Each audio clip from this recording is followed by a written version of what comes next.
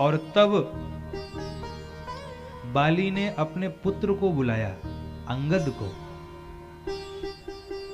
इतनी सुंदर मार्मिक ये कथा है।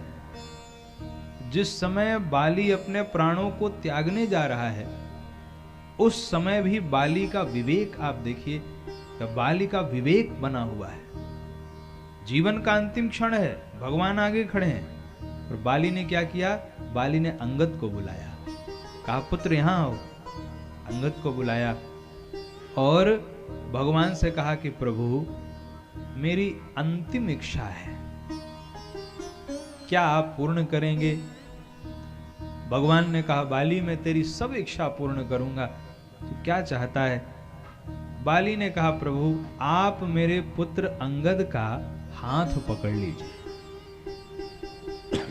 अंगद से कहा तुम मत पकड़ना, भगवान को पकड़ने दो। क्यों?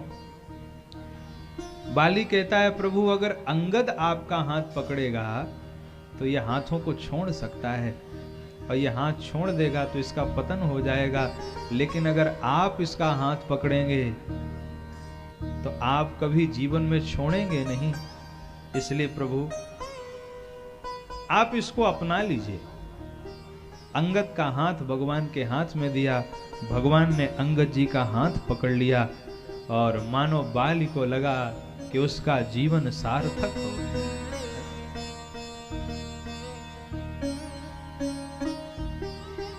पिता का सच्चा कर्तव्य यही है कि वह अपने पुत्र को भगवान के चरणों की ओर प्रेरित करे।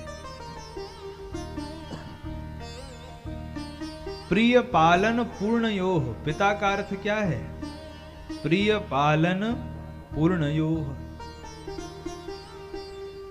सच्चा पिता कौन है? जो अपने पुत्र से प्रेम करे, पहली शर्त, पालन करे दूसरी शर्त, और केवल प्रेम और पालन में ही सारा जीवन न बिता दे, बल्कि उसे पूर्ण ब्रह्म परमात्मा की ओर अग्रसर भी करे, वो सच्चा पिता है। प्रिय पालन पूर्णयोः, ये पिता की सच्ची परिभाषा है। वो पिता सच्चा पिता नहीं है जो अपने पुत्र को भगवान के चरणों की ओर अग्रसर न करे। और जिस पिता का पुत्र भगवत चरण अनुरागी हो गया, समझना चाहिए कि उस पिता ने अपने पितृ धर्म का पालन कर लिया।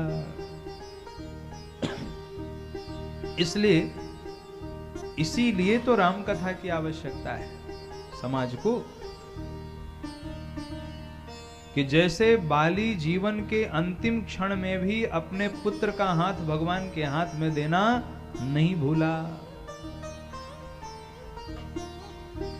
हर पिता का यह उत्तरदायित्व है कि उसे अपने पुत्र से प्रेम करना चाहिए, पालन करना चाहिए, और उसको भगवान की ओर अग्रसर करना चाहिए।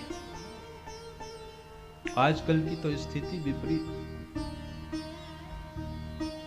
एक सज्जन छत पे खड़े थे और एक बालक चला जा रहा था टहलते हुए, और वो बालक इतना उद्दंड, और जहां मन करे वहीं पत्थर चलाता था।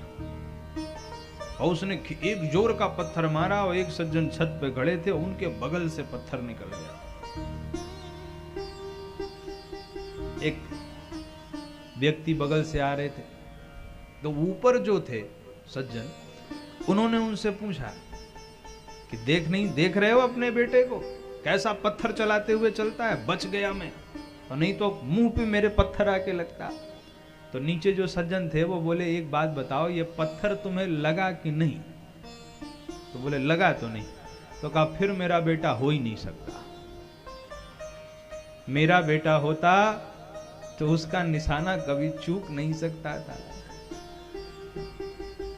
ऐसे ऐसे कुसंस्कार अगर समाज में होंगे तो फिर भगवान को पाने की तो बात ही दूर रही।